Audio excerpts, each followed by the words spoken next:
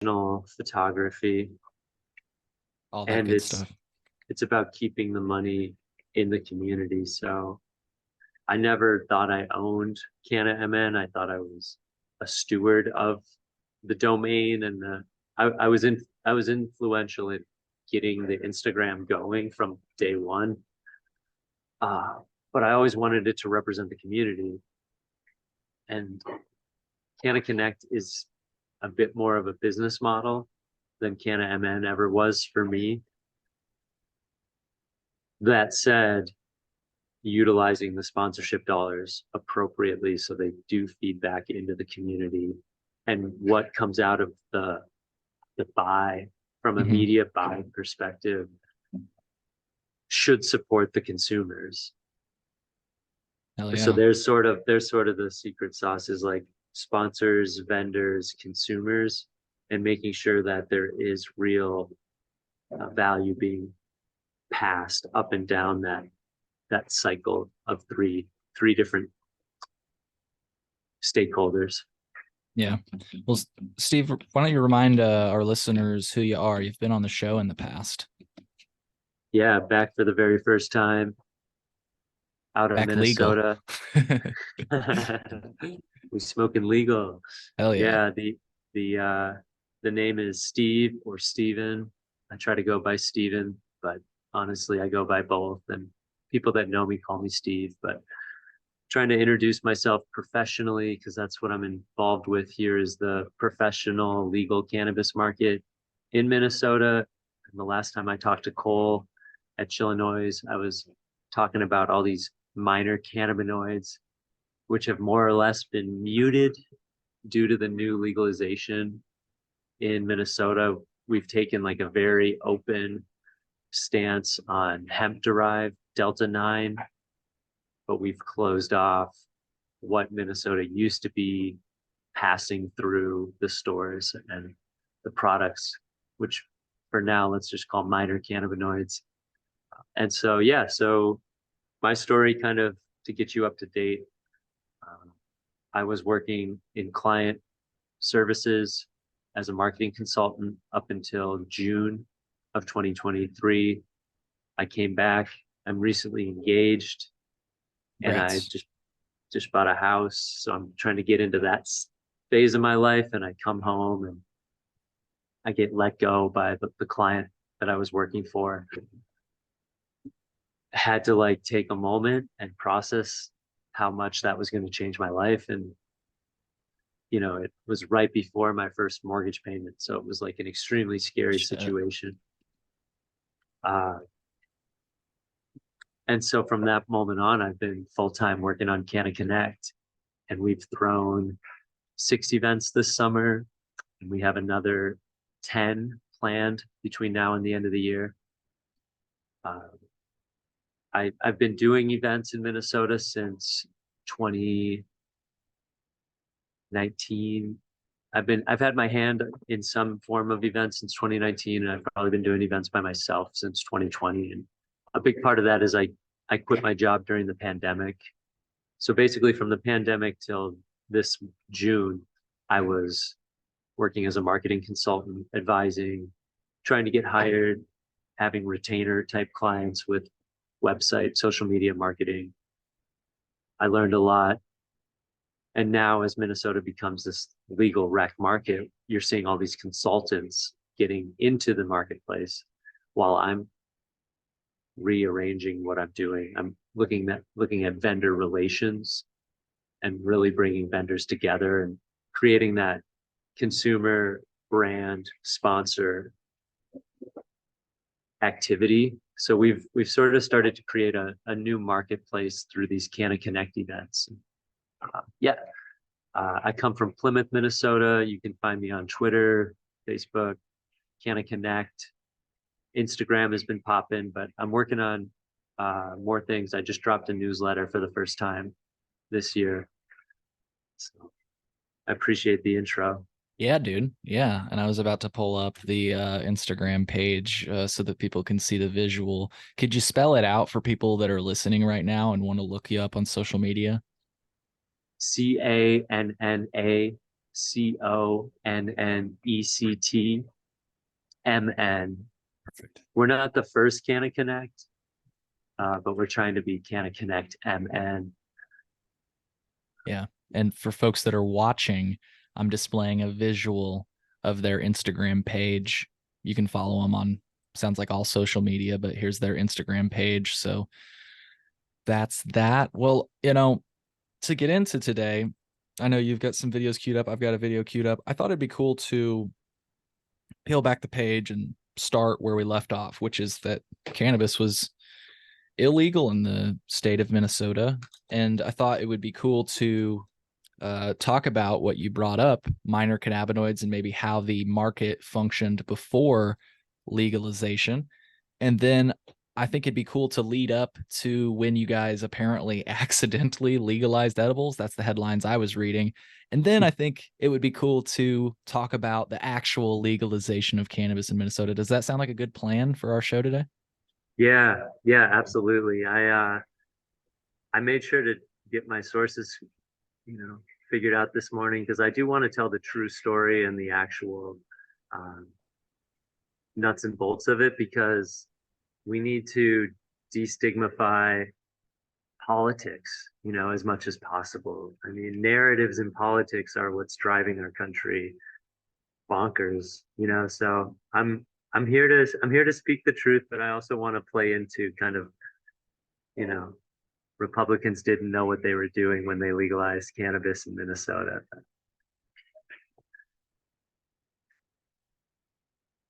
Whoops, I was muted. I'm sorry. Like I say, let's start where we left off. I think that when we left off, Minnesota was the cannabis market in Minnesota was basically functioning off the farm bill. Is that fair to say?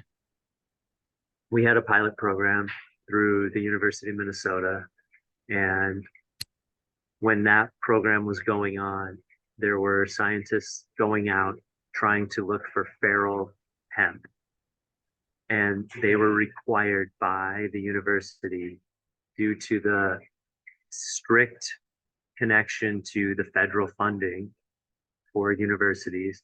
They were required by the university to have a bank safe, from what I understand, which is a massively heavy safe in the back of a pickup truck in case they came across feral hemp plants to quarantine these feral hemp plants.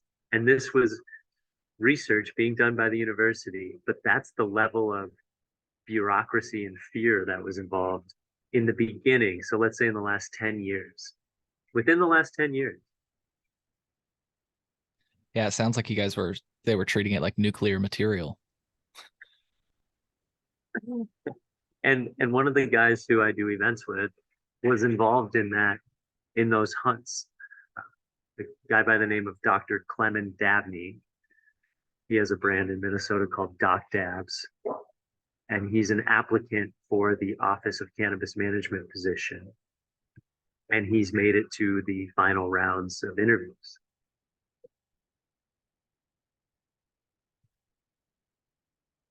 Gotcha. But if you could tell me like how that market worked, because that market still exists in Illinois, even though we have legal cannabis. You can still buy Delta 8 and CBD and THCA. Bought some products Mm. the other day. These are all technically hemp.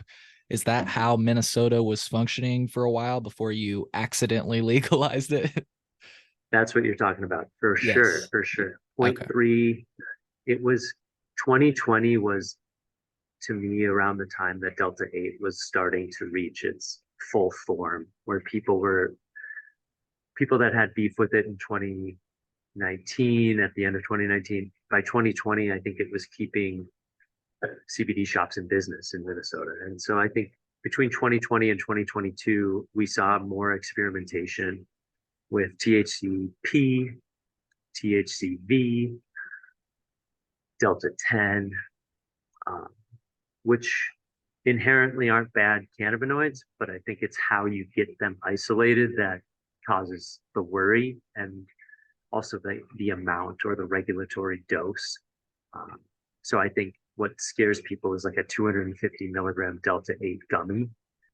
And I think those products were readily available to certain clientele in Minnesota. And that's what caused a lot of fear within the minor cannabinoid market was Delta 8 gummies, people taking 50 milligram pieces, taking a couple of them, getting them at a unregulated or just like an open shop, you know, Yeah. them getting in the hands of 18-year-olds is really the truth of it. So, uh, yeah, I remember like a kid from Iowa came up to Minnesota, got his hands on Delta 8 gummies. And that's what the law attempted to change. And it has Was he for under the 21? Is that what you were saying? The kid from Iowa? under 21. Yeah. Yeah. Gotcha. Isn't that funny how hemp was seen as like, I think when I first got into the hemp industry, it was kind of known that hemp was unregulated. So you didn't have to be a certain age to buy it. Right. Yeah, that's technically how it is in Illinois right now. Like this store that I got it from, they ID you in the front, but they're not required to. They're just doing that to be like nice. You know what I mean? They label their products. They're not required to. Shout out Um, to them. Shout out to them. yeah, just straight shout out to them. But yeah, the to your point, in the most recent legislative session, a lot of people were panicking about kids. There's this one story in Chicago where a few kids got some Delta 8 edibles from a smoke shop. They didn't ID them. They were underage. And the headline was kids poisoned by, Delta 8. Well, they weren't poisoned. They got too high. There's a difference. But anyways, I don't mean to get into that. It's just funny to hear that you had similar things going on back then, Well, let's jump into 2021. Sure. There started to be cease and desist by the Department of Agriculture to Indeed Brewing Company and Bent Paddle Brewing Company. So one in Minneapolis, one in Duluth. Reputable beer companies that were producing CBD water. Mind you, it's CBD. Right. It's That's not a by crazy. weight. It's not a by weight issue, right? Those cans are heavy. Right. Um, and so there was cause for concern from these people, these companies, and the supply chain that accompanies these companies. And so they started to get into the lobbying to figure out how can I open this market up so that I can keep making CBD water. 2021, there was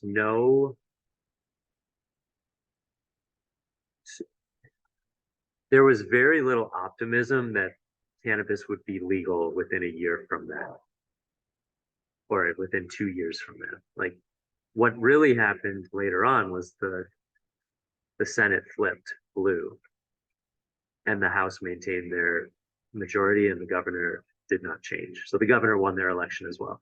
Okay, so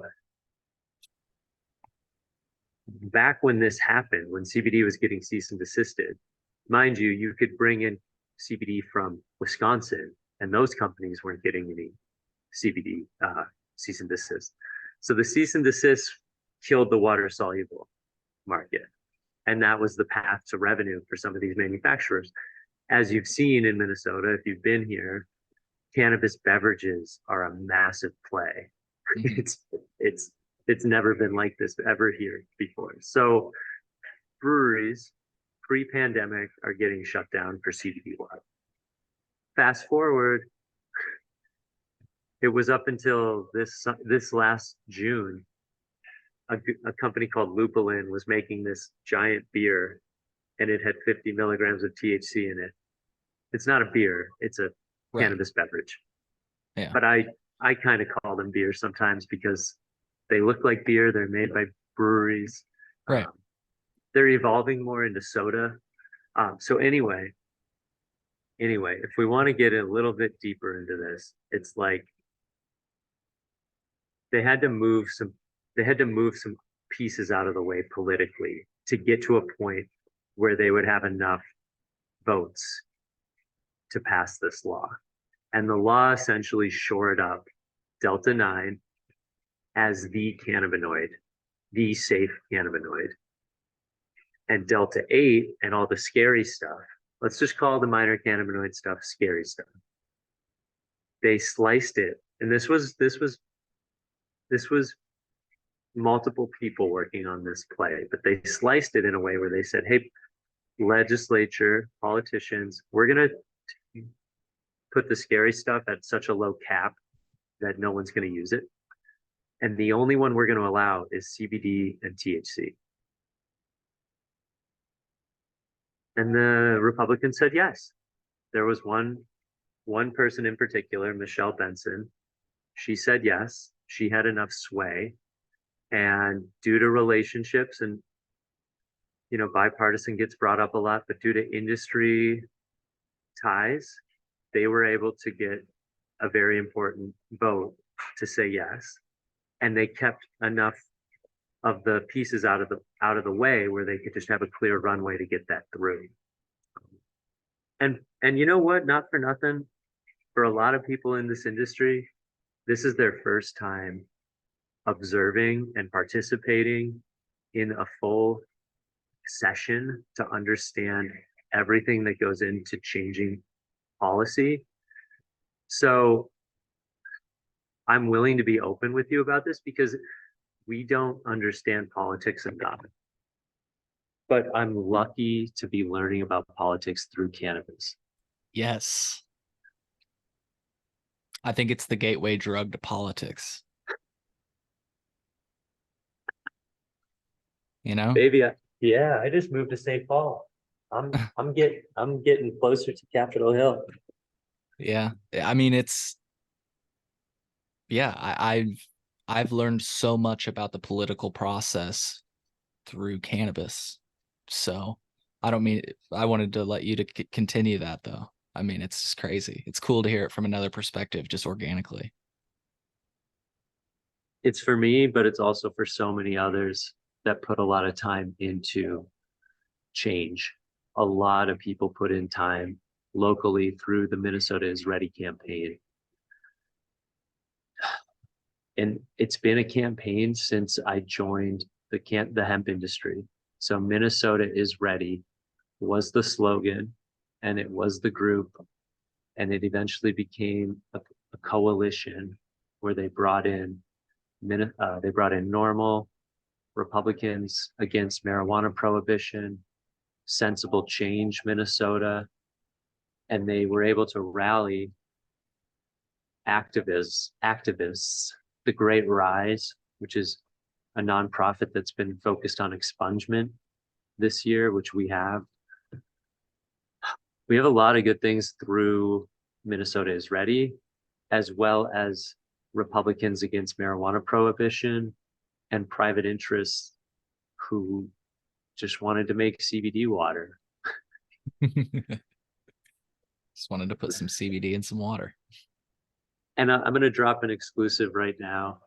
Yeah. We are hosting cannabis trivia on October 21st at Bent Paddle Brewing in Duluth. Hell yeah. And so one of the plays or one of the initiatives that I have is to increase cannabis tourism to Minnesota. And I'm really interested in the hospitality side of the market. So if you want to come to CannaConnect 3, that's October 29th. That's a week after we're going to be in Duluth. And you can stay right across the street from where the venue is. There's a hotel called the Moxie Uptown. We're bringing Uptown back. Uptown Minneapolis got hit super hard during the pandemic. But this place that we throw these events at is great. There's a lot of good vibes, a lot of plants. I got a little plant right here, little node. So anyway, it was a group effort, and Minnesota is Ready played a large role, but also there was bipartisanship and just good business at play. Like, why should CBD water be illegal when you can use all these other products? Yeah. Yeah, that's crazy to hear that evolution. I didn't realize. I mean, it makes sense when you think about it. If they had a business and they were doing well, and then the rug basically got pulled out from under them, it makes more sense why it sounds like you got to where you were. I wondered, like, why drinks? How did they sneak through the drinks, you know? Dude, these drinks are everywhere. Yeah. Yeah. I follow some people from Illinois that just went to Minnesota, and they're showing like like a fridge full of drinks, like so much to select from. Fuck, a company from Minnesota just sent me some through the mail. I'm pretty sure that's legal to do. If it's not, hey, well, there we go. But no, I mean it is legal because it's hemp. Farm It's zero Bill. point 0.3. I was gonna say it's 0.3% THC. So yeah, it's kind of interesting that that's how it works. So the Farm Bill was under 2018, right? So that was Right. so I think And I think that's another example, by the way, of Republicans not understanding the impact of what they were doing. And I'm fine with it in this case. Like Trump signed that into law. And I think if he knew what the implications, also Mitch McConnell, who's been freezing lately. Have you seen it's like two videos now where he just like the first one I was like, okay, but there I was heard a about the new one. first one. There was a new one like yesterday where he just froze up. Somebody asked him, are you going to run for re-election? And he's just like loading. Anyways, though, I don't. He did hold up a hemp pen when he signed it, but I really think that if you asked Mitch McConnell or Donald Trump, "Hey, did you know that it's going to make products like these legal?" I think they would have been like, "What?" you know? No chance. Yeah, I mean those guys, and I mean I feel bad. Like the Kentucky hemp market was billed as like going to be a large player, and I don't even know how well the Kentucky hemp market is doing anymore.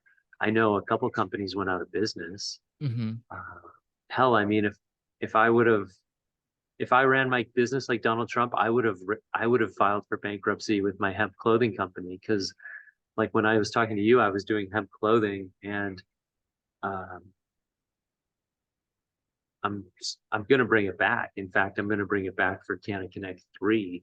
We're Cool. gonna have merchandise that's made from hemp, just like this shirt, just like this hat, just like the fucking socks I got on, like hemp clothing is the best. And hemp things are the best, but this country is not built on hemp. Not in our era, our not in our grandparents or since. And so the hemp industry was so misunderstood and so, I mean, a lot of farmers were sold a lot of bad ideas. And you and I can relate to that because you're more in Southern Illinois and Southern Minnesota is not super thrilled with the hemp industry Yeah. as far as what they were told versus what like Instagram versus reality, as I like to say. Now, cannabis can save that. Cannabis can correct that. And so, what you're seeing now in Minnesota is what was set up as a Minnesota hemp cooperative is now replacing that hemp name with cannabis so that it's inclusive of the entire plant, which Makes you sense. have you have to move where the consumer's at. Like you can't anyone who's stuck in the hemp world is doing stuff completely different than beverages. Yeah. Beverages have a full spectrum Delta 9 component to them almost always now. I mean, if you were here 5 minutes from here, there's a shop called, I'm not going to mention their name. They sell 100+ beverages and they sell 100+ gummies. And so Wow. I'm calling this model pre-rec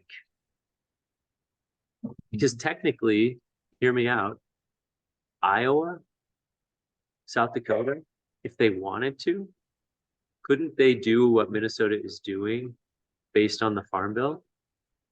That's the point I've been trying to make here. Uh, and that's actually the person that joined me. His name's Glenn. He has a company in Minnesota. Like the cans, they say Minnesota on them, but he was very open about the fact that you can purchase them in Illinois. And it's just like, so to your question, I've been wondering myself, why are more people not doing this? So it's kind of why I'm having these conversations. I'm hoping people will get the hint. Like, hey, gas stations, you can carry these beverages. Like by the farm bill, it's legal. Sorry though. You were Dude, asking do why that. don't people do it in Do that. Iowa? You were saying, Invent that market. right. Invent that market because I think it exists. That's what I would say to people is I think it exists. I talk to retailers in Minnesota and they tell me that it's not who you think it is that's coming in and opening up the cooler. 6 of them. Oh, they're not cheap. Yeah, they They're aren't. not they're not cheap. No, they sell for over $6. At restaurants, they sell for 12. Damn. 12, actually, I'll be honest. I don't have to round the numbers with you. Like I was at a restaurant last night. The 5 milligram version was 9 and the 10 milligram version was $13. Jesus Christ. I'd have to drink like fucking 30 of those to feel anything. And I know I'm not, I know I'm abnormal. I'm what you call a problem pot smoker. Like I've got issues. I'm joking. The only issue is that there's not enough weed. But Have, yeah. have you heard about Oklahoma? Oh, I hear about it all the time. They say people in Illinois say it's a failure. But what were you going to ask me about? I'll tell you this, because this is interesting, right? Like the same company in Minnesota that's making a 5 milligram Delta 9 sipper can Yeah. can reformulate their product, ship it across state lines, utilize a distributor because it's a hemp derived product, and they can make a 200 milligram beverage in a can. Yes. And so there are completely different markets within this pre-rec market. So what works in Minnesota works in Oklahoma through some hoops, but they are 20 no, 40 times more potent, 20 to 40 times more potent. Um, so work that backwards. That is the range that you can feasibly sell to. The average human, the average human who's willing to use cannabis will use it between 5 milligrams and 200 milligrams per can. Mm-hmm. And if every state and every business knew that, there's so much more room to play in the margins with cannabis beverages, regardless of the state status, unless you've outlawed hemp. Right. And to your point, um, so a 12-ounce can of soda has 340,194 milligrams in it. So if you put it, I might be doing my math wrong. Feel free to correct me if I'm wrong, but if you put 200 milligrams in it, I'll show you my calculation here. It's actually, you could still put in more if you wanted to. If I'm doing the math right, because that's only 0.00059. Maybe I'm doing the math wrong, but it's still under 0.3 is my point. That's my point. Is that like you Well, say, that could be a no, hemp. you can put 20 grams of sugar in the product. Grams. Wow. Okay. Well, then that's starting to make some, yeah. So if you think of substituting that with THC, yeah, you could make a drink that would just be ridiculous. And look, I was actually talking to my brother about this the other day because he was like, why would you want to drink that strong? And I'm like, why do people buy vodka? You don't Hmm. drink it all. You mix it into a drink, right? That'd be cool. I mean, Um, I said this on camera last week. There's a company, Superior Molecular. They produce this nano emulsified. It's almost like an eyedropper, yeah. and it's dialed in, so it's like 1 milligram per drop. And they do THC as well as THC CBD or CBD THC 1-to-1s, and then they recaps. So it's as simple as having some eyedropper in your pocket, and then you dose yourself. Now, there's no reason why in a Oklahoma world they couldn't make those drops 10 milligrams per drop, right? And so there's another thing that we have to talk about, which is home grow. we're the 11th state in the country to get home grow. So home grow is going to blow up, and home consumption continues to grow. Yeah. So the dosing, the custom dosing, I think Minnesota just has an extremely educated marketplace because we've seen so many cannabinoids come through the shops.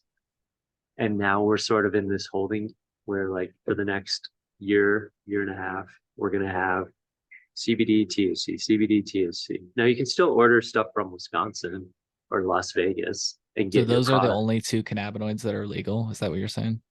There's CBG as well. You can use up to like 10 milligrams in a per serving or in a can. I think it's in a can, 10 milligrams, but it's CBN is capped, CBG is capped. Um, Okay. so we're basically just playing within the basics for a little while as we get our rec program up and running. Yeah, that seems silly, but I want to save that for a second. I'll save that because you've brought up the minor cannabinoids a few times, and I want to have like a conversation about that. But I feel like you just accidentally tiptoed into today with your homegrown stuff. Is there any more with the beverages? Like, can you tell me a little bit more about like?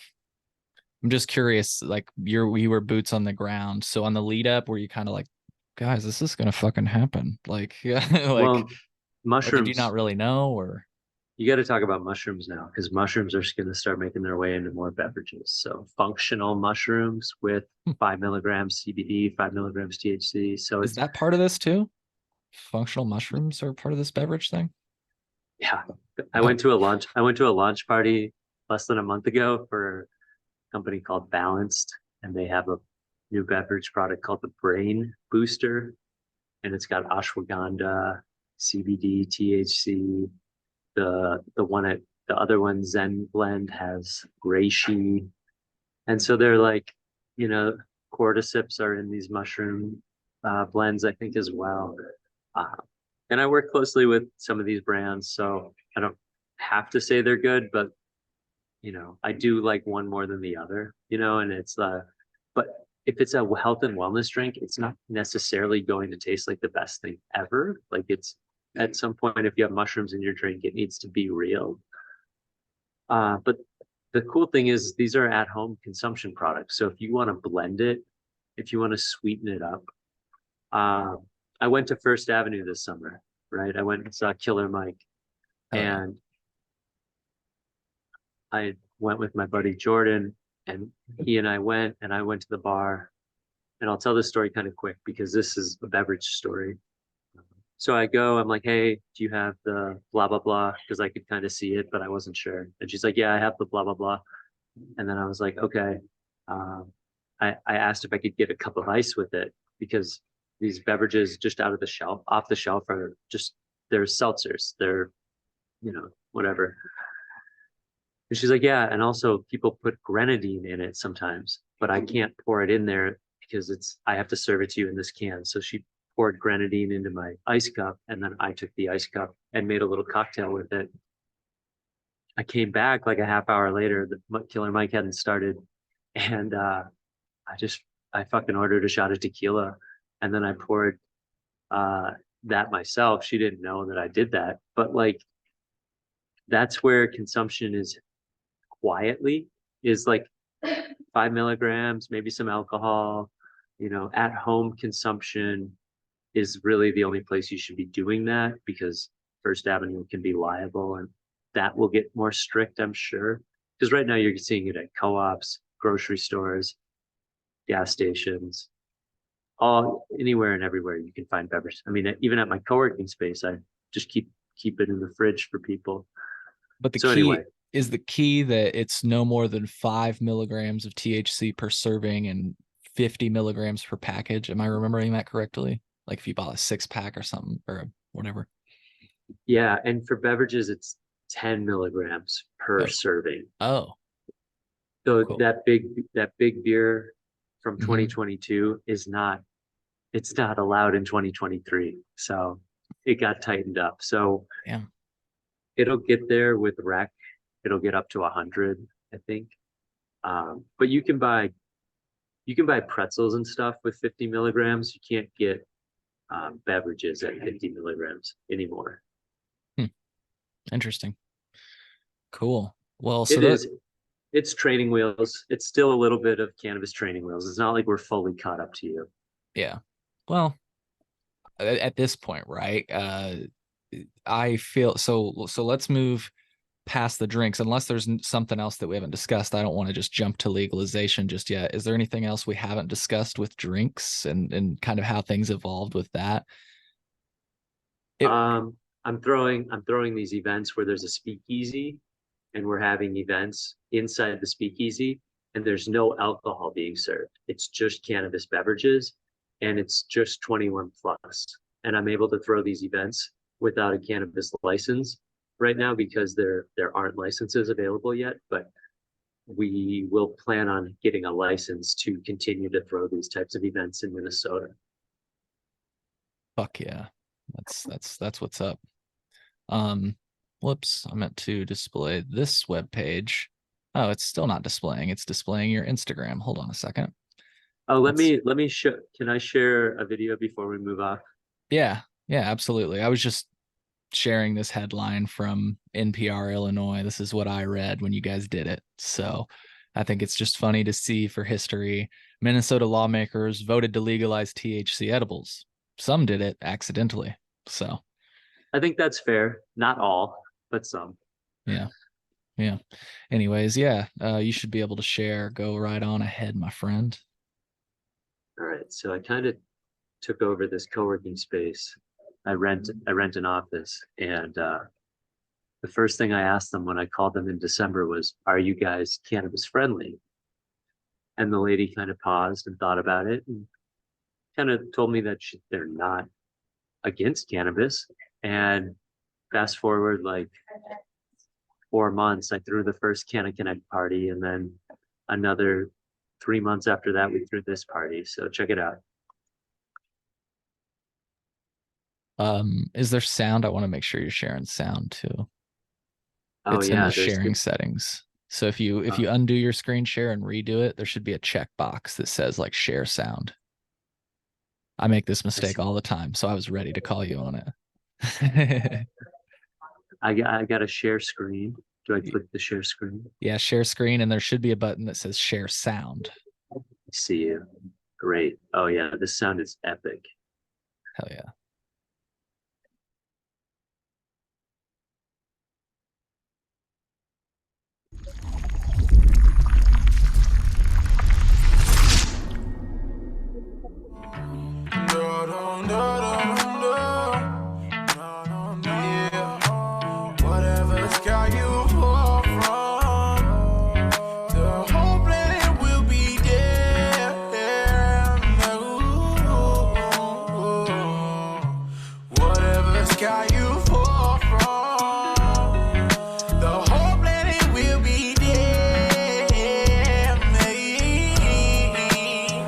Take a look at some of the stands today.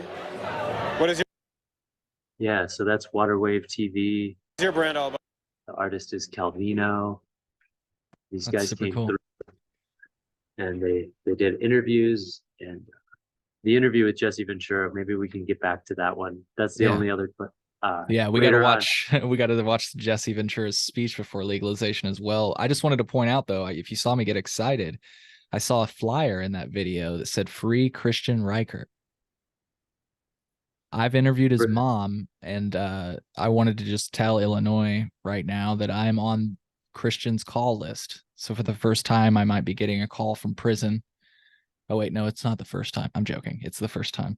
I'll be getting a call from Christian, and hopefully we'll be able to talk about his case. But respect for giving them a platform there. So, and I had to bring up the name. Anyways, we can move on. Did you want to show Jesse's speech at your event first, or did you want to look at the pre-legalization speech, or did you have other thoughts on what our next topics? Shout out to Freedom Grow. They were representing. And yeah, let's go into Jesse's pre-legalization speech. Cool. I've actually got that pulled up so I can share it right now. So let's watch it, folks. This should have gone viral. I mean, I saw it, but I feel like it should have gotten more attention. This is great, folks. Strap up, listen in. This is brilliant. I want to call Minnesota Governor Jesse Ventura to the desk. And for the record, Governor, you might have to introduce yourself. Perhaps spell your name too. This guy's great. First of all, thank you, Mr. Chairman. It's a thrill for me to be here because I don't think in my 4 years as governor I ever testified in front of a Senate committee. So I'm breaking new ground here, so I hope you'll all bear with me and enjoy it. Now, I do want to set the table a little bit. I could get a little longer than what the 2 minutes allocates, but I remember when I first became governor and we were driving to an event and I was late. And I turned to my security guys, I said, oh, we're going to be late. And my security looked back at me and says, Governor, no, you need to understand the rules. The governor's not late. Everyone else is just early. So having said that, if I go over the 2 minutes, bear that in mind. I'm here because I started this. And as governor, I believed in hemp and cannabis back then. I believe in it even more now. And I want to be here. I'm still alive. I'm still kicking. And I want to be here when this passes into law, because this is accumulation of a vision that I had over 20 years ago. And now it's coming to, hopefully, fruition, whatever the word is, it's going to happen, hopefully. But I want to tell you 2 stories why I'm so passionate about cannabis and hemp, and I please want you to listen to them. First story is this. Cannabis saved my life. Let me sink that in. Not me personally, but the 38th First Lady of Minnesota. And if I get choked up a little, bear with me. It was about 10 years ago. First Lady Terry Ventura started suffering from late-stage seizures, late-in-life seizures. She was seizing 2 to 3 times a week. And these were the type of seizures where you can't do anything but comfort the person, make sure they're breathing, make sure they're not swallowing their tongue, everything like that. Our life was over. We went to the doctors. They put her on 4 different seizure medicines. First 1 did not work. First 2 did not work. Third one did not work. Fourth one did not work. All had bad side effects. In desperation, we broke the law. We drove to Colorado. I have friends there that I met in my home in Mexico. And when we got there, my wife seized in the hotel the night before we got there. When we arrived there, our friends went in, they had the ability, they bought the cannabis, 3 drops under the tongue, right? My wife took the first 3 drops under the tongue and has not had a seizure since. None. Marijuana cannabis stopped the seizures. Not our medicine. Now what did we face? I had to break the law. My friends had to send it to me in Minnesota. Well, I kind of took the attitude of Dirty Harry Callahan when I said, well, then the law's wrong because I'm putting my wife ahead of Minnesota law. And I'll admit that today. I did. So we got what we needed. Minnesota finally legalized, quote, medical. My wife qualified immediately, got it. But you know what the story is then? Because we're so restrictive, and that's what you're here to change today, hopefully, because it's so restrictive, it costs me $600 a month to keep my wife seizure-free. Insurance won't pay for it. Nobody will pay for what works. They'll pay for what don't work, but they won't pay for what worked. And today, my wife, it's now, because you've expanded, it's down to $300 a month now. If it was Colorado, it would be $50 a month. Why? Because in spirit of true capitalism, When you get more out there, it drives prices down. That's what capitalism's supposed to do, drive prices down. The way you're set up today, you got a monopoly in Minnesota. I don't know. I'm gonna go grab some fighting, coffee. whatever, but Be right if you back. open up the doors, capitalism will take hold. Prices will go down. I don't want no other family to have to go through what my family went through. I don't want anyone to have to do that, what I went through. My son Tyrell, what was the other thing? Oh, I know. Then here's the other thing, and this is a little off the subject, but it's still going to tie in. You're going to have to come up with an age, right? How old are the people going to be when you approve this? Well, we're going to go back in my life then, 50 years ago. At 18, I went into the United States Navy. 18. I spent 1 year being trained and became a Navy SEAL. I then deployed to Southeast Asia and Vietnam for a 9-month deployment. While I was in BUDS training, underwater demolition SEAL training, I turned 19. While I was deployed on my first deployment to Vietnam, I turned 20. I returned home. Within 1 week, I went into my executive officer and I demanded to go back to Vietnam. He looked at me and said, "But you just got home, you can't do that." He said, "Navy requirements, you got to be 6 months out of the combat zone before you can go back in." Then he asked the question, "What is the problem?" And I said, "Here's the problem, sir." I said, "Over there, I'm a man. Here, I'm a child." I had done all of that, 9 months, came back, and I could not drink a beer on Orange Avenue because I was under 21. I couldn't even vote for who sent me to Vietnam because voting was 21 then. I wasn't old enough. What did I learn from that? Gee, I guess we send children to war, don't we? Isn't that a form of child abuse? I would classify it that. Today I suffer a little post-traumatic stress, and it's from that. It's from knowing my country sent a child to war. And it still exists today. So pick your age. Are you an adult at 18? It seems to me you should be. If you are able to go kill for your country or be killed for your country, and you're old enough to do that, you ought to be old enough to smoke a joint. You want me to At pause this it? at this point, Republicans were pushing for 25 to be Wow. the year Fucking that you could consume cannabis, just for context. thank you. No, thank you for saying that. I wondered why I think he's about to bring that up or brought that up. So You're an adult, and all I'm lecturing you on is this: government, get consistent. Come up with the age, whatever it is, and then stand by it. Don't have it be 18 here, 21 here, and I've even heard talk of 25 for cannabis. Give me a break. I can tell you this unconditionally. I've behaved far worse on alcohol than I ever have on cannabis. Thank you, The Governor. only bad thing I did on cannabis, I went and saw Jimi Hendrix and Janis Joplin. Thank you. And no clapping, members, and no also, clapping, no happiness. folks. I'm just joking. There's more to that clip, folks. He comes back and he asks if anybody has any questions.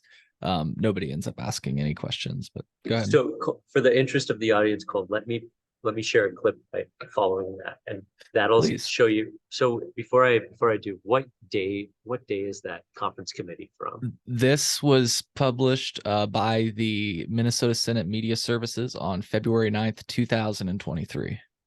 Okay, so 2/9/23, and then this clip is July 29, 2023. So we're looking at less than 6 months later, and in a large part due to Jesse's captive speech. I mean, I really paid attention after that speech. It transformed my media strategy to be so captivated by Governor Ventura's passion. I saw that and I said, more people need to see this. Yeah. So I started clipping And I was using those clips, the same clips that you just played, because it's public domain. And I felt that Instagram was a nice way for people to get sound bites from Right. our I think that's community. how I heard from it, honestly, now that I think of it. I think you are the, and that's what I meant earlier when I said, like, I feel like it was picked up by you. And again, I'm not saying that you're a small outlet or anything, but I figured it would go like it would be on, I don't know why I'm saying Tosh.0 because that show's not been on for years, but like something like that, like Stephen Colbert, like, oh, did you see Jesse Ventura fucking laying it down, and like people kind of, because there are comedic parts of that speech where there are very serious parts too, but his delivery is just solid. So That was his first one. He did, I mean, he was great. He got more animated on the second one, I think, at times, because he is a performer at heart. Sure. But this clip that I'm going to play now is so authentic, truly. And I'll set the clip up here so people can have a good understanding of what's happening. So you can see here Jesse on the left. On the right here is Andy, who is the beer manager at the brewery that's responsible for cannabis. Everything cannabis at Modest kind of goes through Andy. So Andy's a good filter for their brand, and he's got a lot of experience in beer. And then Ricky is the founder of Waterwave, which is the production here. So Ricky's going around trying all of the beverages at CannaConnect too. And there were like four or five companies. But Jesse happens to walk right over, and he's starting to try this new beer. And this is a 10 milligram beverage, right? So yeah, pay attention. It says melt, which I could see from your like humor and perspective, like a 10 milligram beverage is really gonna melt me. So there's just nuances here, but I'll play this clip. oh, your sound's not on. Oh, maybe there you go. Oh yeah, so this is funny. Sorry about that. That's as good as the damn ice drinks I drink from the grocery store at Kowalski's. Yeah, it does taste like that stuff. Yeah, like it gives like a Moscow Mule taste. Yeah, you get that real true ginger. It's got a little Now, bit of like. if you drink a whole can of this, what kind of buzz would it give you? Depends on what your daily use is. I mean, we designed all of our THC beverages to be sectionable, so even as a low dose option. I mean, one girl, they got them too. Yeah. She said it's very much kind of like alcohol, where if you drink... It's a basic. Well, I mean, where think the of it more as you drink, the more you're 10 going to feel. 10 milligram is your like big double IPA, but you can have a whole one versus our 5 milligram, and when we get into the 4 milligram, 12 ounce, big more of like a standard water. There's still a range within that, but yeah, they're meant to. So, how stoned would you get if you drank like 2 of these cans? You know, as a daily user, I need like 2 or 3 to really like hit my groove. But a lot of people, a lot of feedback. If you're a lighter user anyway, that 10 milligram can. I've never used it at all. I only vape. There you go. So I mean, Did that sound come through on your end? Yeah, I love this, dude. You mind keep playing it? Yeah, this is awesome. kind of quick uptake and that kind of dosage, then like these are just a nice alternative to a light beer when you're hanging out in the backyard. The stuff was my bad. Stuff was good over there. The Modest Brewing Melt was all right, but man, the Crooked, man, Is this the guy that does Waterwave? I fuck with Jeremy. This shit is different. Yeah, that's Ricky from Waterwave. They have like a consignment shop where you can buy and sell sneakers, and then in the back they do a podcast. They're akin to No Jumper in the Minneapolis area, but you know, Adam 22 is a crazy guy, so I don't want to put too much sauce on Waterwave. I was gonna say that sounds fucking nuts.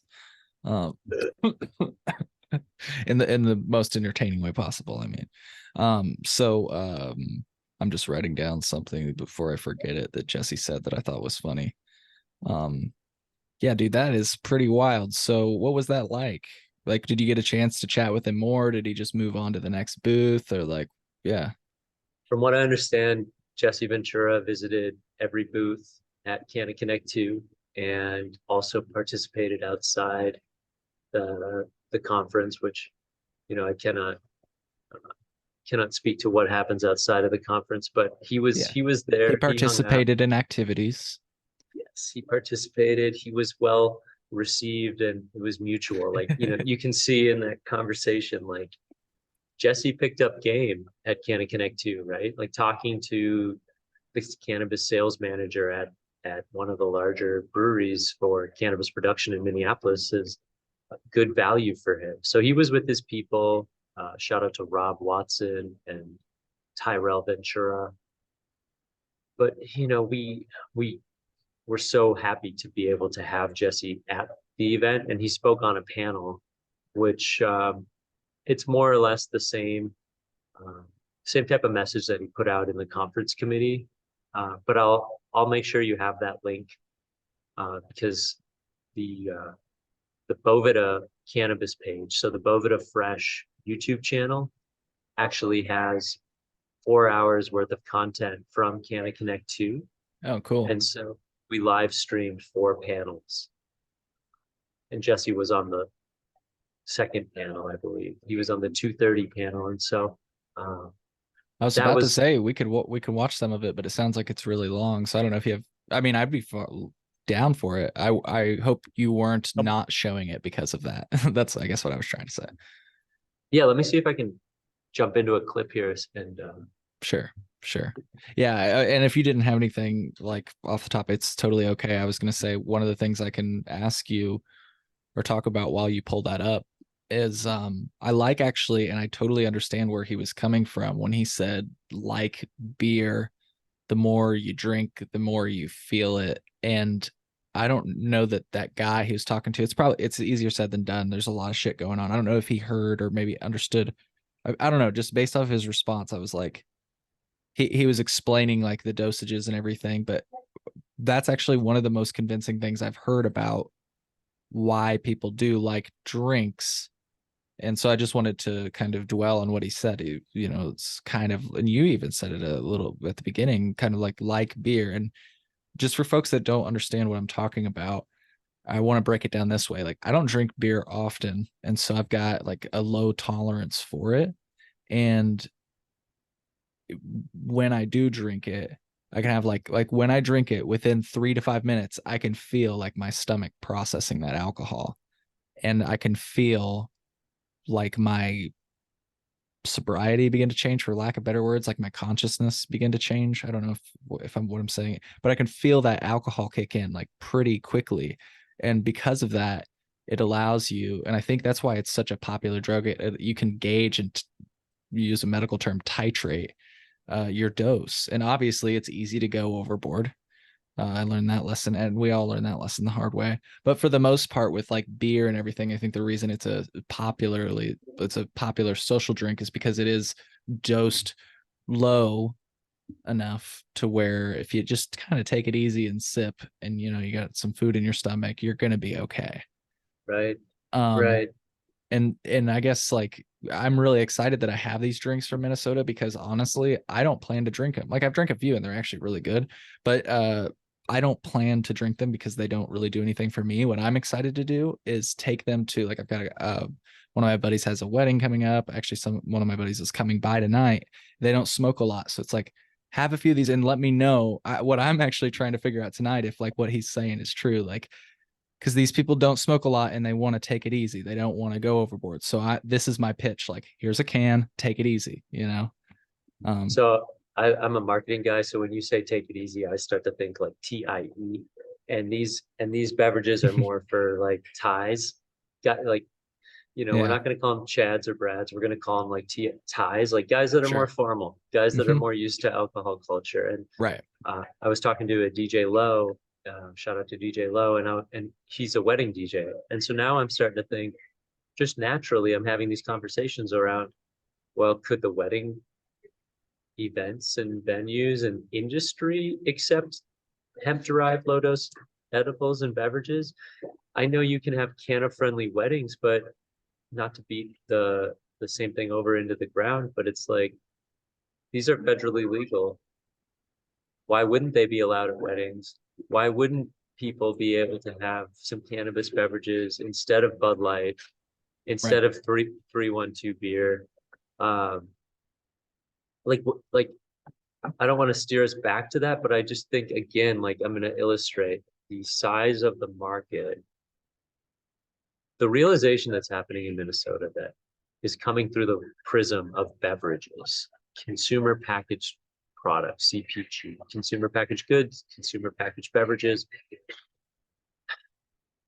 Alcohol is so synonymous with having a good time. For you to have a couple of beverages on deck, I fucking love that. I love that. And you're hitting it perfectly. That is the acceptable use case to keep some around. It's not fire nugs. It's not smell this bud. It's like, hey, I have something casual, easy, take it easy, slow it down, put it on ice, dilute Try it it a out. little. Just try it out. You know? So easy. Very little risk. Very little risk.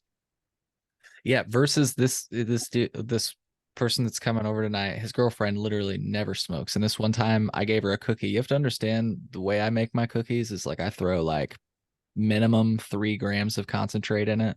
So it's like 3,000 milligrams in a whole pan. And I'm talking like per cookie. It's a little ridiculous, like 200 to 500 milligrams. Like I remember this. I remember you telling me about this 2 years ago. Yeah. And it's like, so my girlfriend makes them like that too. And she had some oatmeal cookies and like we gave them a cookie and we're like, now, take it easy with this. Like literally I'm talking a bite, like a nibble. Like, have you ever seen that SpongeBob when he really is like trying to get Squidward to try the Krabby Patty and it's like teeth come out, just takes the smallest little nibble. I'm like, do that. Folks, if you don't know what I'm talking about, Google it. I hope you do. But that's not fair. That's not fair. That's like, I bet you can't just eat one. As it is a exactly. sweets lover, as a cookie guy, as a guy who likes to dig into the pan, you can't do that. But with bevies, if you set the ability to be exposed to 3 milligrams, 4 Right. milligrams, 5 milligrams, it is a totally different game. Yeah, I was just gonna say to your point, yeah, my edibles, I think you could literally categorize as dangerous. Like you can't just like eat, yeah, like you say. Yeah. Shout out to homegrown. Shout out to homegrown. Fuck yeah, dude. Fuck yeah. Absolutely. Shout out to homegrown. Well, my bad on the little tangent there. The other thing I was gonna bring up, but if you have that video queued up, I was gonna pause for that because I've got this noted. And just because you mentioned homegrown, you can see my tents behind me. Homegrown. I've got some seedlings in this tent and some flowering plants in the other tent behind me. So all right, we're gonna turn it up. We're gonna give Jesse one more look. Again, he was the star of CannaConnect 2. CannaConnect 3 coming soon, October 29th. Same place, different day. We're throwing a Sunday fun day. It's a kind of like a 2 p.m. to 6 p.m. Vikings are at the Green Bay Packers. People will be partying or they'll be drinking at noon, but come enjoy cannabis later on in the afternoon. hell yeah. Money in Minnesota. And not, we've always been a great farm state. There is no doubt Minnesota can produce corn, we can produce wheat, we can also produce the best cannabis in the world too. There's no doubt we can do that also. And let me say this, I want to make an argument. My guy, who I consider the greatest expert, you maybe have heard of him, he's a character named Tommy Chong. Well, we all laugh at Tommy, but believe me, Tommy is an exceptionally brilliant man. And one thing Tommy made clear to me, we're making a mistake when we're separating into medical and recreational. Tommy says that's a mistake.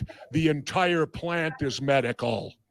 And those of us that smoke it for our heads are doing it for mental health. Talk to post-traumatic stress guys. Talk to things like that and you'll find out. So it should not be divided up into this medical recreational realm that they seem to have done with it. The entire plant is medical, no matter what you choose to use it. Now, what I'm on the medical list, I get it from Minnesota. Why and for what? I'll tell you for what. I get it because I have non-specific neuropathy of the feet. Anybody know what that is? That means your feet are numb and they can't tell you why. I go down to the Mayo Clinic. You got non-specific neuropathy of the feet. Really? Well, 33% they told me of all neuropathies are that. You're numb and they can't tell you why. Here's what I'm going to tell you. If you get it like I do in the feet, I had to quit surfing. If you watch me walk now, you can't believe how much you need to feel your feet till you can't feel them. Then all of a sudden it dawns on you how much you need to feel them. Well, cannabis makes it, my feet tingle. I get all these shots in the nerves. Cannabis at night makes it so I can sleep. It dulls it down. It makes it so I get full night's sleep. And I also get it for my own post-traumatic stress. I won't go into that, but it's actually something that we as a country are responsible for. When I went in the Navy, I was sent overseas at age 19, and I did a 9-month tour of Southeast Asia and Vietnam. When I came back to my own country, I wasn't granted the privileges of being an adult. I couldn't vote. I couldn't drink a beer. I couldn't do anything. And I went into my executive officer. I said, I want to go back to Vietnam right now. He said, you can't. You got to be 6 months out of the combat zone, Navy regs, before you can go back in. He said, what's the problem? I said, sir, the problem's this. I said, I am a man. I'm an adult now. And yet my country is still treating me as a child. And ladies and gentlemen, it hasn't changed. It's still the same today. I'll give you the quick example. We're getting political, but it's. Yeah, he's getting political, but that's what he does. He's the fucking former governor of Minnesota. Hell yeah, dude. That's good stuff, man. So I appreciate you pulling that up for me because I need to clip some of this stuff. Like a lot of these panels from the Bovida live stream are like stuff that I want to use to promote the next event. Yeah, dude, that's history, and there's some good stuff in that, no doubt about it. You know what I mean? So nuggets, dude. So, what do you think Minnesotans need to know about home grow now that you've been growing plants for a couple of years? Like, keep it between you and the tent. Like, what are some like good basic ideas to keep in mind when it comes to growing your own plant at home? Oh, are you talking like technique? Like, yeah, I mean, I don't feel like I'm the worst person to ask, but I also don't feel like I'm the best person to ask. Like, I don't consider myself, like, it's not like I haven't, like, I've only had a few crops not go my way, let's say. But I guess what I always will say is that I feel like people do it better, you know what I mean? But I'm constantly improving. And I guess if I were to give any like quick tip, it would just be to like always be accepting of new information, but also like, you know, don't like attach yourself to it. People like tend to attach, like, it's weird. I've seen like people get like growing communities can become very contentious about like techniques and everything, just like anything else, right? I won't be caught dead in a Chevy, right? You know, like it's like I wouldn't be caught dead doing, I don't know, I'm trying to think hydroponics, right, something like that, or salt-based nutrients. I only grow organic. You know, there's a whole, and people have, I'm not saying that there's not any validity to any of the arguments. I'm just saying that it can quickly become like just like every other issue where it's like contentious. So if I could give anybody any advice, it'd be to just try it out, because if you think about it, this is the beginning of humans. I don't mean to say the beginning, but in our time, all of us being alive, like I don't know anybody that's old enough to remember a time. I mean, there's a few where you could cultivate cannabis freely, maybe, that are still alive. I don't know. But I just feel like in America, it's a pretty new thing. So like just keep that in mind and roll with the punches and watch what other people do, try other people's products and try your own things and try to take notes, document it. Like I've done some grow journals on, and I've only done one actually, and it was really fun though. Like I actually just went back and looked at it the other day, and it's just cool to document the process, and if you're trying to improve on it, you know, try things. Again, it's like similar to how this was our first foray into politics Hmm. for some of us. This is your first foray into growing a plant. This is definitely your first time trying to grow medicine. Hmm. So if you start to grow medicine and you start to realize hemp is food, cannabis is medicine, we are percolating ideas around growing your own food. And in our agricultural driven states like Illinois and Minnesota, we need to push more towards that. Yeah.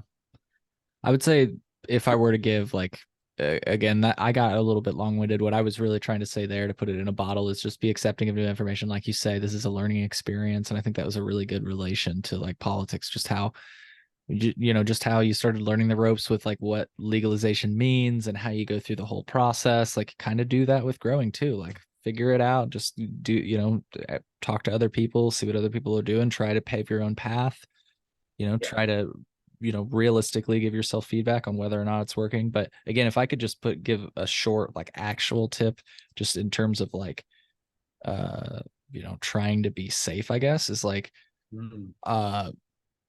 I'm not saying that you would actually like hurt yourself. I want to be very clear before I even start this, but just like think about what you're putting into your plant. And I contacted my local water treatment center, like the people that treat my water, the water that goes to my house. And I'm like, do you use chlorine or chloramine? And it's not that I know, it's not like that I like know the real difference between those two substances. But what I can tell you on face value that I do know about those substances is that chlorine will evaporate from your water within 24 hours. So you can like pour it into a pitcher, let your water stand, and then more or less it's like okay from what I understand.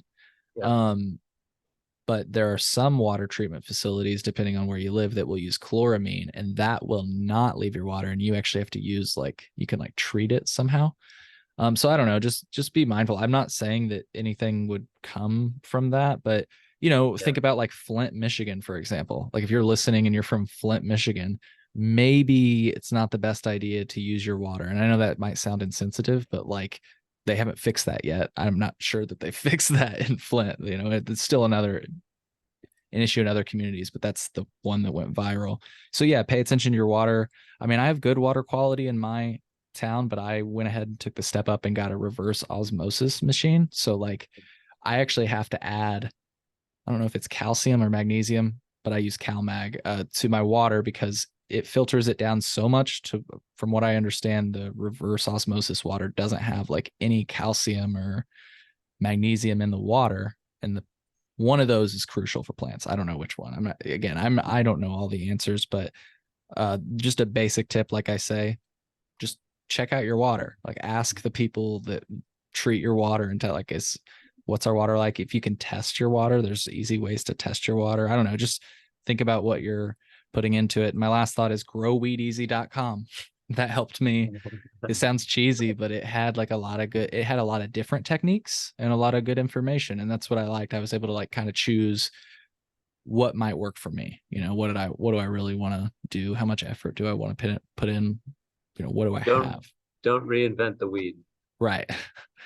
So, I mean, yeah, again, I just want to say I'm not the best person to ask, I think, about growing. There are people that I'm just thinking of somebody from Illinois. He travels to all states. Maybe you know him. I think his name is Jordan, and he does Growcast. He travels like a lot. Like I've seen him in all different states. So maybe we hook you up. But he would be the guy that could probably come to CannaConnect, and he is an expert on growing from what I gather. And so yeah, Growcast, check that out. He's a super cool dude, and he's been on the show in the past. Amazing. Yeah. Amazing. So sorry if I didn't give you the best answer. I know it was a little long. No, you did. So maybe you've seen this now, but I've partnered with the Minnesota Cannabis College, and they have a relationship with Clement Dabney, who's a PhD from the University of Minnesota. And so monthly we're having home grow classes. Sweet. And we're bringing like 30 to 40, 50 people into a lounge, there's a speakeasy, and then there's a movie theater room, and we use it as a presentation area. We're going to get a podium. That's our goal in the next 30 days, is to get a podium for Clement so that we can speak from a nice podium. He deserves it. Yeah, dude. So he Makes it feel like a lecture. from Doc Dabs. Hell yeah. So cloning 101, how to make your own super soil. Our next class is breeding 101. And then drying and curing. Followed by December 4th, December 2nd. It's like the first Sunday. It'd be so fun for you to come to one of these. We've got rosin for Christmas. So we're going to invite people to bring in up to 2 ounces into the wilderness, which is our venue, which is legal. So you can travel with 2 ounces in Minnesota. And then we'll provide presses. And it's pressing your own Christmas green, which you then have up to 8 grams for extract. And that's the legal amount of extract you can have with you at any time publicly. So How we much? want it 8 grams. Nice. That kind of sucks. It's like Colorado though. So I mean, Yeah, they borrowed from Colorado. So I don't know, we haven't even launched that course yet, but basically we're going to empower the home grower to make rosin in a community environment that's so cool. at a class. And That then is you really can cool. gift it as a Mhm. Christmas present. That's dope. That's dope as hell. Well, yeah, let's talk about legalization. What does legalization mean? And well, sorry. Did you have more to say about that event? Like did you already plug the date and so that people would? Minnesota Cannabis College, mncannabiscollege.org. Mhm. And yeah, they've got books, PDFs. It's a platform. Really want to drive people, even if you're out of state, to look at the Minnesota Cannabis College, and you'll get a really good understanding of where Minnesota is at literally right now, because they're providing resources to consumers, to brands, to dispensaries. I don't know. I don't like to call Minnesota shops dispensaries, but Minnesota shops are calling themselves dispensaries to sort of get ahead of the trend. So from a retail perspective, you're seeing more and more people refer to themselves as dispensaries. They're not wrong. Let me first say that. But not everyone that calls himself a dispensary right now will actually become a dispensary.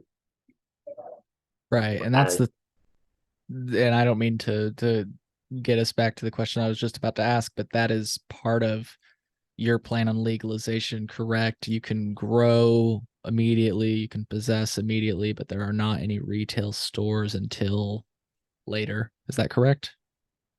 That's incorrect, Cole, and I'm proud to say that we Oh, had a dispensary open up on August 1st on sovereign land in the White Earth Nation. wow. So I don't even really, I kind of feel like I know what that means, but does that mean like a Native American, like on like, you said yes, sovereign land? yes, cannabis dispensary, Minnesota. But on the onset, was I correct? Like, okay, it's not correct today, but the reason I wanted to make that point is because that's the correct way to do it. Like it doesn't have to be that weed becomes legal when the storefronts are open. And I feel like that's sometimes it feels like the approach for states. Like even Illinois, for example, like I believe, if I'm remembering correctly, I'm working on the history right now, but yeah, like it's like we passed it into law, but it wasn't legal for you to possess 30 grams until midnight on January 1st. And it's like, hold the fuck on. Like, why? It should be like effective immediately. You know what I mean? Like as soon as the governor signs it. But Yes, and that's right. to wrap up my point. I'm sorry, I'm high. To wrap up my point, it sounds like that's how you did it. It's like, no, we're not going to wait until retail fronts open. Everybody can possess now. They can grow Yeah, now. Yeah. And we'll figure out retail fronts. It sounds like you're displaying right now. This is the one on sovereign land? Yeah. So this was the first one. I got the name incorrect. It's Well, I wouldn't expect you to get it correct. Native care, I expect to get that part correct, but holy crap, the subline. Yeah. Is that what you were talking about? The main name? Native care. No, Red Lake Nation. We can call them Red Lake Nation. Okay. They were a medical dispensary previous to opening on August 1st. So they transitioned from medical to adult use pretty quickly because they're not held to the same laws as most people are, you know. So there's a cutout for them because they're on sovereign land. So they Okay. operate through a federal treaty, a federal pact. And so then they have a compact with the state of Minnesota, with the governor. And so there's certain cutouts and carve outs that allow them to operate differently. And they were able to go from uh, August 1st onwards. And they had a little bit of line. Um, they've got some flower here. Should we check it out? Yeah. It's kind of crazy. Actually, you know what? Stop doing that because last time I showed menus like this, Patreon was weird about it. But Yeah. yeah, people get the point. I mean, but what I was gonna say, sorry, I didn't mean to, I was just worried because Patreon, it's like I can talk about this, but I can't show it. I showed that Cookies is selling THCA flower now, mail order, which I think is it's Mhm. just continuing this little trend of minor cannabinoids, which we'll get back to that topic later. But like, um, I think we should go till 4:30. We should go like another half hour. okay, cool, sounds good. I was gonna say, what? Oh, we were just that. I was just gonna say quickly about that dispensary that opened. That's such an interesting mixture of like what. So it's it's a carve out from state law, but there's also federal stuff involved in it. And it's kind of interesting because federally it's illegal. So it's like what? But it's cool. I'm not knocking it. And we don't have to get into this too, but I think it's fascinating to see so much happening in the cannabis industry right Mhm. now. Yeah. Such a great time to be involved. And we're going to see opportunities that we never would have imagined. And it's already changed people's lives. I mean, what I miss out on, and a lot of people don't hear it, and unfortunately, it's some of the lowest paid people in the industry that hear the success stories of CBD working by patients, by people coming in. And, you know, if I'm going to call them patients, then it's okay to call them dispensaries. Like CBD regardless. Like I had lunch today with two folks who wholesale distribute into retail stores and they have retail background. And she just went on and on about how many times she looked things up and researched things and found the right answer for these people in suburbs around the Twin Cities that sought out CBD for their medicine, for their pain. And so for native care to go from a medical dispensary to a rec dispensary, and keep in mind, they're 4.5 hours away from where I am right now. So they are way up there by Canada, Hmm. but it's going to revolutionize. It's going to reinvigorate their community. It's now some form of tourism. Just even the gas station next to it, like people are going to eat more burritos from that place. Oh yeah. So is this the only one you're saying that's open right now? Well, no, there is also another one, White Earth Nation, which is not far from there, similar distance away. Hmm. And the big rumor and the big discussion is when will the ones that are on more thoroughways or closer to the Twin Cities, when will those tribes get into the game? Yeah. And there's rumors that uh, the largest tribe in the Twin Cities could be opening in 2023, but guaranteed the the Native Americans in Minnesota that want to participate in the cannabis industry will get a full leg up in 2024. So the dispensaries that are going to be on sovereign land are going to be viewed a lot more uh, preferred then Rise. Have you ever heard of this? And so, Rise is in Minnesota now. Hmm. And then there's Green Goods, which is Minnesota based, but used to be called Minnesota Medical Solutions, used to be called Vireo Health. They got popped for moving cannabis over state lines between Minnesota and New York, and That was pretty major. got their wrists slapped basically by the attorney general. Like, they don't play by the rules. They're drug traffickers, just like people that are locked up are. And Minnesota is just gonna adopt these Indian reservation location dispensaries, and for good reason. We should be pouring money back into these native communities, pouring money back. Yeah. And there hasn't been a way to do it outside of gambling, which doesn't Right. appeal to me. Yeah. Yeah. Or I'd much liquor rather and give tobacco. 60. Yeah, I'd much rather give $60 to a dispensary than a casino. Yeah. Well, that's interesting. I did not even realize that was at all a part of your approach. But there are Rise dispensaries in Minnesota. Yes, they are on the rise. They're on the rise. So what aside from the the native land like idea, which is super cool, what kind of Those companies? are medical only though. Oh, they're medical only. Thank you for distinguishing. I was going to say the prices were kind of high at some of the menus I just looked at. Um, but maybe that's to Jesse's point about the medical is kind of a monopoly, or is that not related? Oh yeah. Yeah. The medical duopoly, as it's known. There's two companies that were given Minnesota licenses. One was connected to Bachman's. Bachman's is like a floral garden home store. That family's been around for generations. They were one of the first licenses to be awarded.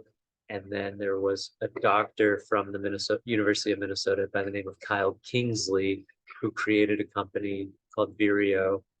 And it's been a publicly traded weed stock for years. Um,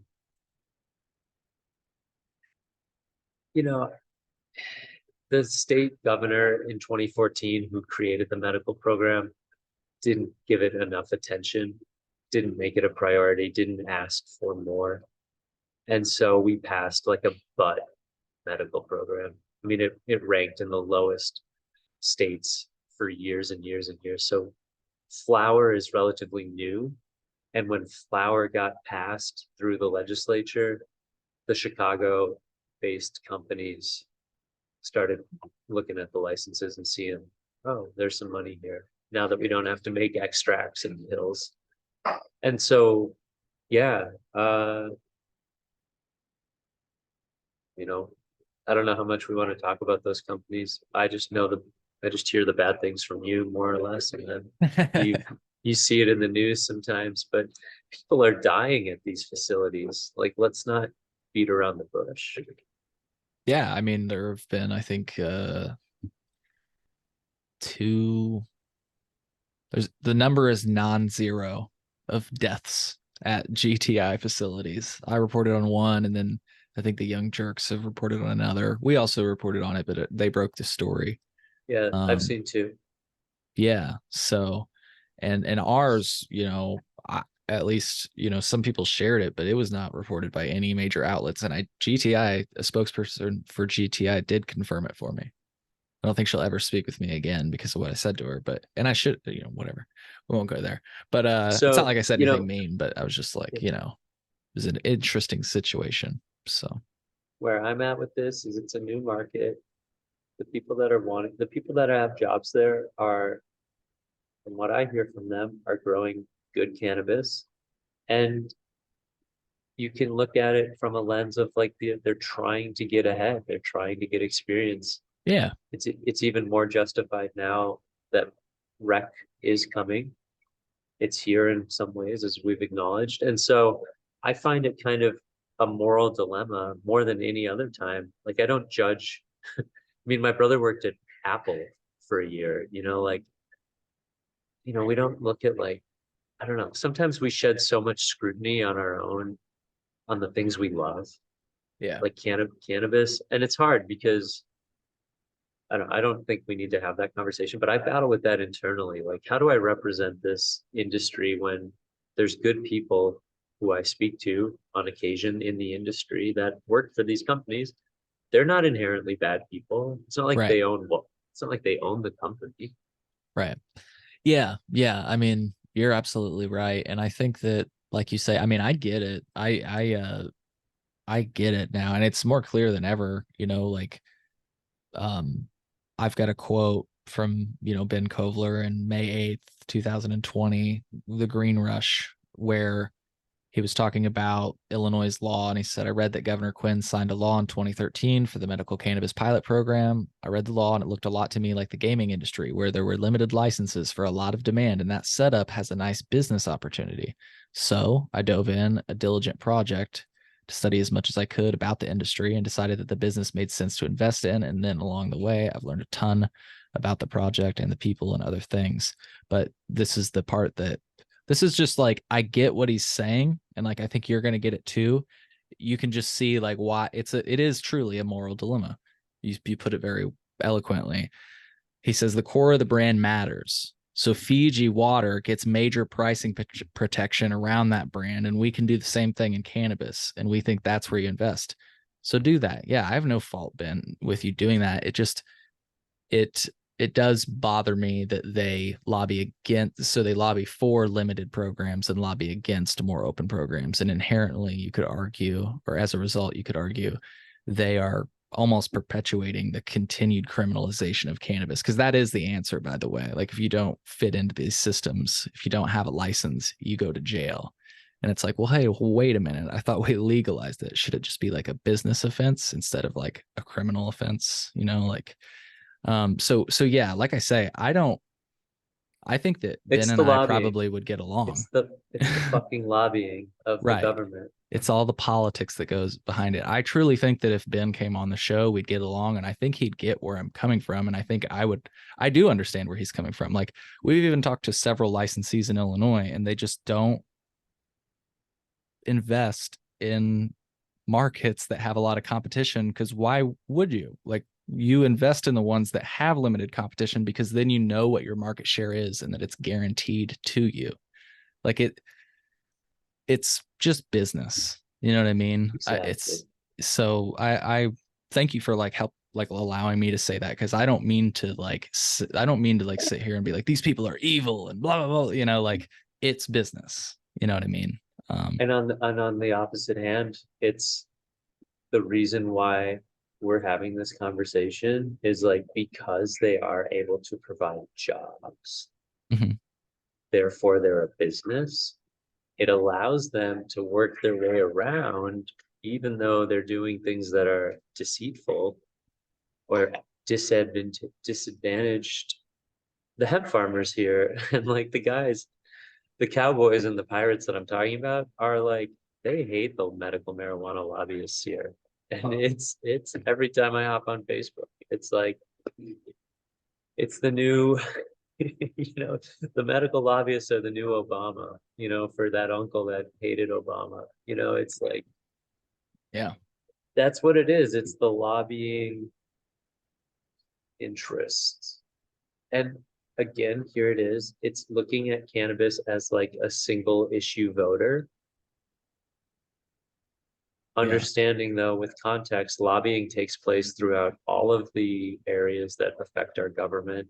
Right. And cannabis happens to affect every single aspect of our government. That's why it went through 13 conference committees or 26 conference committees between the House and the Senate. Like it got its, and the Democrats held on to the football so that the Republicans couldn't rip it out of them from a sports sense. But the Democrats did take it through all the conference committees. It just happened that they had a majority in both the House and the Senate, which is why we're here, which is why we're so excited. And it's why we're making more money than ever. And I guess I had one question off that. how many licenses exist in the Illinois market right now? Is it quantifiable? Yeah. Let's say 20 major cultivation licenses. So those are from the original market. And like the last number I saw was that 6 of them were producing 70% of the product. Out of the 20, 6 of them are producing 70% of the product, right? That was the last number I saw. It's changed since then. There have been craft cultivation license issued, but the question is how many are operational? I've heard about 3. And there've been like, I think maybe 100 issued. So it's not that, like, there are licenses that have been issued, but the number of cultivators is super low. Home grow, is illegal for most adults. It's only legal for medical patients. And so it's just the perfect recipe to keep prices high. Perfect recipe. And as Ben said, that's why he's interested. Yeah, it's a moat around his competition, and it's perfect. Like I say, that's why they point to Illinois as being the model state, and they do. They say Illinois is the model state, and Oklahoma and Oregon and these places that just issued a bunch of licenses are failures, because you see, the metric of success for legalization is whether or not people are making money, apparently. I thought it was if people were going to jail, like I thought that was the metric for success. Like, are people going to jail? Yes. Okay, well then we're not doing good. You know what I mean? Are people going to jail? No. Oh, sounds like we're doing good. Sounds like legalization is doing good. But again, it seems like that's not the point of legal. In fact, I even just spoke to a lawyer who described it just as you did earlier. He said it's an interesting moral question. These companies oppose the continued decriminalization of cannabis because they see it as cutting into their profit margin. You keep small amounts legal so that people have to keep coming back to your limited number of stores, right? It's really sinister. I want to be mindful of our time. I've got a clip that I kind of want to play. Yeah. A really passionate guy. Absolutely. Let me see if I can play the last minute of it, because that might be the most captivating aspect. Perfect. I'll intro it as well. Guy by the name of Mike. I love Mikes. I know so many Mikes. I'm in that era of Mike. And when you were like, yeah, there's about 20, and then there's like 3 cultivators of the craft, and I'm like, oh, 23. All right, duh. Of course, Illinois has 23 licenses or whatever. So, Mike and his wife are partner. They are business partners. They're life partners. They are operating this like innovative, unique retail outlet where they're really controlling the products that are coming in, making sure that there's good quality, they're testing, that they understand the supply chain. And then they're also franchising this business so that you can operate a store and kind of pull from their vetted brands. And it's a very low entry into the franchise model. So Mike's looking to expand this across the Midwest. So I'll plug Natrium Hemp Wellness. And I'm going to share kind of last minute. Let's just dive in. It's Ricky from Waterway. It's Mike and Mel from Natrium. This will be my last one. How does that process work for your company? Well, what we encourage people to do first is just come in and just be honest. Talk to us about what's going on. We like to start from ground zero, so if you can work from A to Z, that's ideal. We don't always encourage THC right away. We like to qualify people into the minor cannabinoid market first. And then, THC, when it comes to minor cannabinoids, it's kind of like if you've got a Honda and you add 98 octane to an engine, right? It's like that supercharge, So we stay back from the THC first, and then we'll add it later on when it comes to formulations. But those aren't the only things that I encourage. I mean, I'll also tell people, get into jiu-jitsu, get into some kind of combative sport, right? Be active. Use your brain, read, all those things. So that there's also a coaching aspect outside of just the cannabinoid aspect, when you say? Well, yeah, I mean, the whole lazy stoner aspect, I feel like that's a dated way to look at it. We're kind of, smart stoners these days. Cool. Well, remind them one more time, company name, where they can contact you if they are seeking any help. Yeah, so we're in St. Louis Park. The address is 4815 Excelsior Boulevard. And the phone number? 952-405-8181. Oh, and one more thing. To the MSOs that are planning to invade Minnesota, no quarter. Hell yeah. Respect. That's out, pretty Wap. dope. Well, hey, I wanted to wrap up our conversation. I know you said you wanted to go to 4:30, so I wanted to wrap it up with minor cannabinoids if you're cool. I thought that'd be cool to talk about. Only if we do them in 10 milligram increments. Yes, right. It sounds like you might have the same like attitude as me about it, but I wanted to ask you, you called it the scary stuff earlier. Do you believe that, or is that just easier to explain that to people because people are scared of it right now? Because I was gonna say I hate that people are calling it scary stuff now. Yeah. I was being facetious. Okay, cool. I love CBG. I love lion's mane. I think if people can address brain inflammation, like your life expectancy should rise if your brain is less inflamed, for example. So CBG is amazing. I'll tell you what I'm taking right now for nighttime. I'm taking the Future Compounds Tri-Blend. That's a CBD, CBG, CBN. And I'm dropping in at like 500 milligrams, which is like 3 droppers. If Future Compounds sees this, I want them to know that their droppers don't fill all the way up to 1 milliliter, and you guys are better than that. And so that tincture bottle is a 4-ounce bottle. So feel free to do some calculations here. It's a 4-ounce bottle. It has a 25,000 milligram total, and it's blended to be dominant CBD, dominant CBG, and then very light CBN, like a 4-4-2 blend, something like that. And so 80% of it is CBD, CBG, and like less than 20% of it is CBN.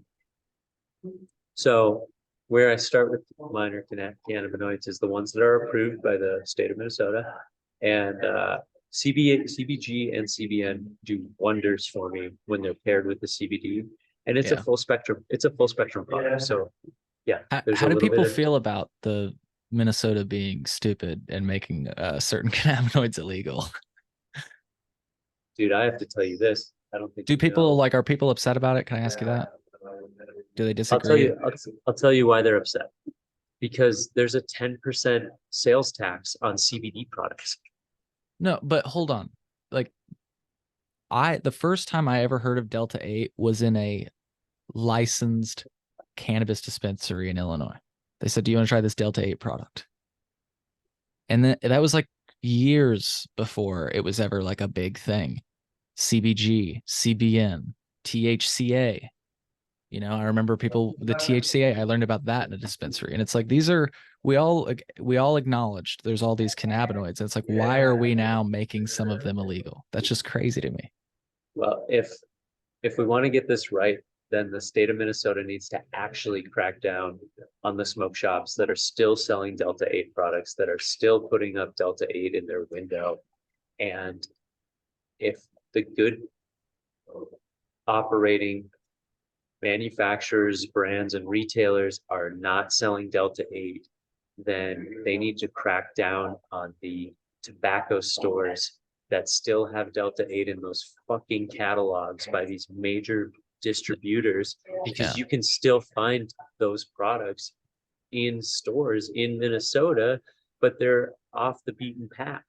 And so there's a divide between the state of Minnesota is not doing enough.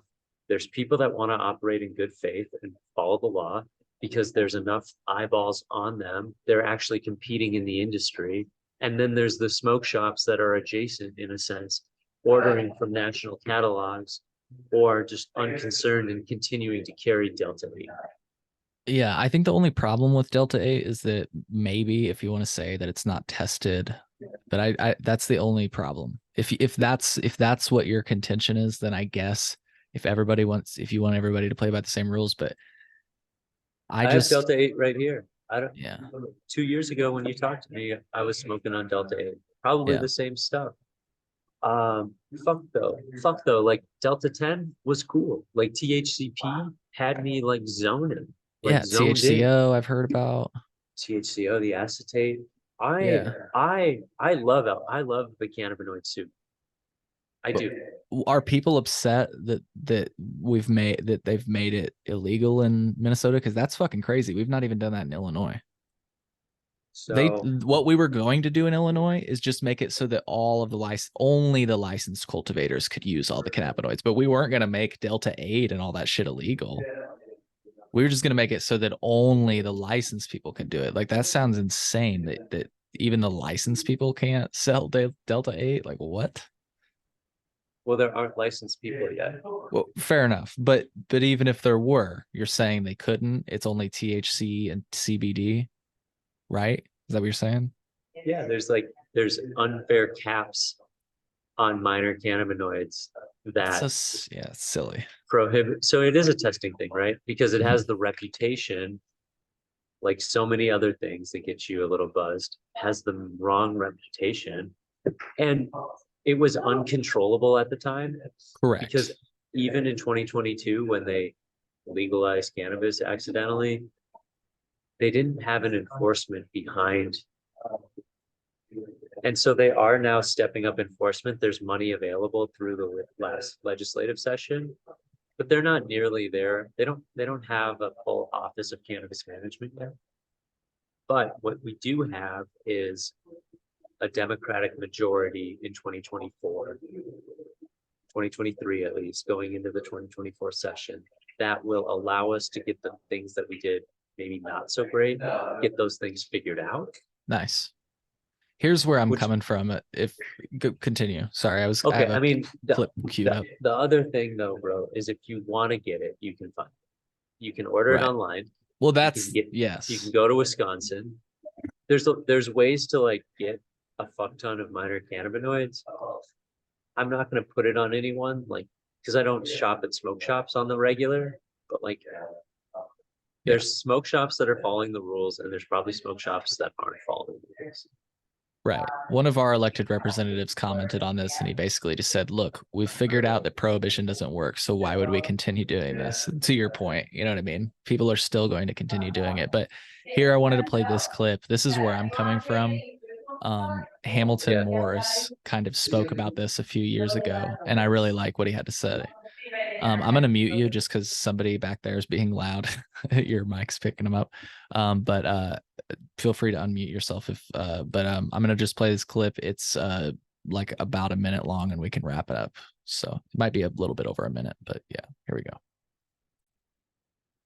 And Leary almost certainly played a role, but I think it's slightly ironic that he's a journalist and didn't really go that deep into the role that journalists played in all of this, which was humongous. You know, journalists are sculptors of public opinion, and it became the standard way of reporting on any of these things to say that they're bad, to sensationalize it, and to not have any consideration for what that would do. Because anytime a journalist writes some scare story, they can really mess with drug policy in a serious way. It might seem like nothing, like, oh, there's a bunch of people in Brooklyn and they overdosed on some obscure synthetic cannabinoid, AMB fubinica. Who cares about AMB fubinica? No big deal. I'll say that it turns people into zombies, and if it gets thrown into Schedule 1, who cares? Not a big deal. Well, that's a very short-sighted way of thinking about all of this, because that's exactly what happened with psychedelics. And then we're not learning from the mistakes of the past, that just because something it's fun to sensationalize and talk about how dangerous it is at this moment doesn't mean that 10 years from now we're going to recognize that it has serious therapeutic potential and we made a big mistake outlawing it. And I think a lot of that also comes from this sort of us versus them mentality that people have, where it's cannabis is good, synthetic cannabinoids are bad. Well, synthetic cannabinoids don't have to be bad for cannabis to be good. Cannabis can be good without something else being bad to counterbalance it. You don't need to hate something to justify your love of cannabis. And this whole hatred of synthetic cannabinoids, I think, is totally misdirected, because these are products of prohibition that most people wouldn't even want to use in the first place. And when they do use them, they don't know what they're taking. They don't know what dose they're consuming. And so, of course, they're having bad experiences. That would happen with almost any drug, caffeine included, if people just consumed enormous, unmeasured doses without having any idea what they were getting into. And so I think, just to wrap up that clip, I think that's where people might have a valid case. If people are taking enormous unmeasured doses, like people have purported, and it's like, whoa, and it's causing a huge issue. Okay, maybe we add some more testing and regulation to like a threshold, but it just seems like making certain cannabinoids, like it seems like it's weird. I've seen like certain people be like, Delta 8 sucks. I would never smoke, or I would never use Delta 8. And I'm like, come on, I'm sure Delta 8's pretty fun in certain doses. Like, you just gotta be like, take the right dose. You know what I mean? Like any cannabinoid though. That's the thing. That's the way I feel about it. But sorry, you're muted. Shout out to Harrison, or to Hamilton, Yeah. Morris. And man, I'd recognize that old studio anywhere. Those yeah. are there. They had Got some some good memories. good conversations on that platform. Hell yeah. Oh boy. So I think we had to slow down to speed up. I think that's where we'll find ourselves. You know, politicians, legislators, they're trying to keep the peace for years and years, and Delta 8 was too accessible for minors. And now you have to be 21 to buy these products, and you didn't used to have to be 21. So they've enforced that. And my hope is that we see a resurgence, and I'm okay if it's even on the medical side, as long as there's more medical licenses that come on, because anyone who's knowledgeable and selling products legally right now should have an opportunity to sell medical grade products. If that's what they want to do. And if you're going to sell a medical grade product, you're going to put more than 25 milligrams of CBD in. So let's keep it 100, you know, pun intended, if we're going to call these medical products. Yeah. Speaking of Hamilton, I just have to do this. I ran into him at the psychedelic science. It was insane. I remember seeing that when you met him. So Sam Bannister is next to me, and he was the reason I ended up going out and having lunch with Hamilton, because Samuel is actually one of the only living individuals that has a set of cannabinoids that bear his initials. He, I believe, kicked off the synthetic cannabinoid revolution. Like he made one of the first synthetic cannabinoids. Yeah. So, but anyways, I know that we wanted to wrap up around now. So, thank you, Stephen, for your time today. And we should do this again. And I'd love to come up there, like you asked. We should definitely make that happen. And any parting words? Yeah, I think we can definitely learn from each other. Things are moving fast here, and it's fun, and I'd love to get people up here. You're not like the perfect Minnesota consumer, because you're advanced, but I'm sure we could still have some fun. you should, yeah. If I can pull off the event that I'm in my dreams, like I'm trying to bring like a Disneyland feel to CannaConnect 3. We want to have 420 people at CannaConnect 3 costume party. So if you want to get wild and crazy over Halloween weekend, you and your girlfriend should drive up, take Monday off, and be home by Halloween night. So I already October have a 29th, costume. dude, I would love to show you around. October 29th, you said? Sunday fun day. Sweet. Well, folks, look up CannaConnectMN, and you can connect with them on social media and everything else. Stephen, thank you again for your time this afternoon. Folks, I hope you found as much value as I did in this conversation. We'll see you in the next episode. Take care.